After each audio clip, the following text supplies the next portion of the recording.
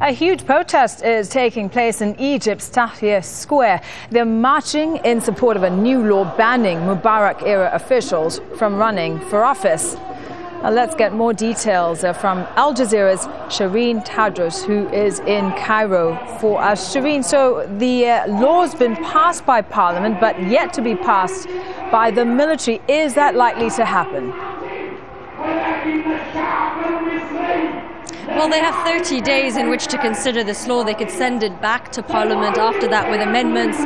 But already the Justice Minister has come out and said that it's completely unconstitutional. After the nomination period has ended, there's this law that's clearly targeting, trying to take out two of the candidates. So we really have to see where it goes from here. It could just become a legal battle. Either way, we should know the answer on the 26th of April when the Elections Commission, who has the final say on the candidates list, makes its final announcement. Here in Tahrir Square, thousands of people have already made their mind up.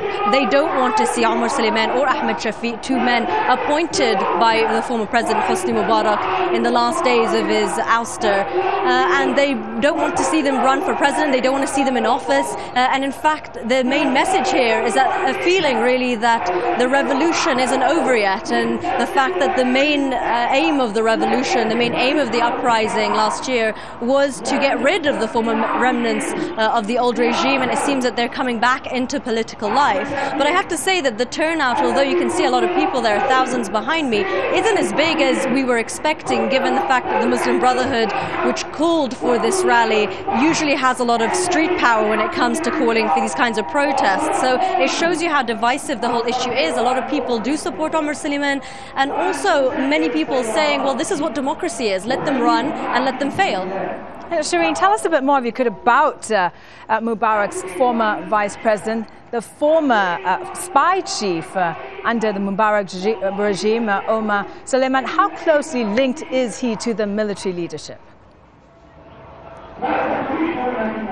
Well, the military leaders have said that they're not backing any particular candidate. Omar Suleiman himself came out and said that he's not being backed by the Supreme Council of the Armed Forces. However, it is very clear to people here and to analysts that, in fact, he is the military man's choice. He was very much Mubarak's right-hand man, appointed as vice president in the first few days at the beginning of the uprising in a way to try and quell the anger. And in the last few days of Mubarak's rule, he in fact tried to hand over some of his power to Omar Suleiman, the vice president, and that wasn't accepted by the people on the street. They said that wasn't a concession in any way, because the whole point was to try and take down the whole of the regime. And Omar Suleiman is very much associated. He was the former intelligence chief. He had a lot of say within the government, and also whispered in the ear of Hosni Mubarak. He was also very close to the Israelis and also the Americans. So this is not something that's lost on the people down here who really want to see an end to the rule by former remnants of the Mubarak era.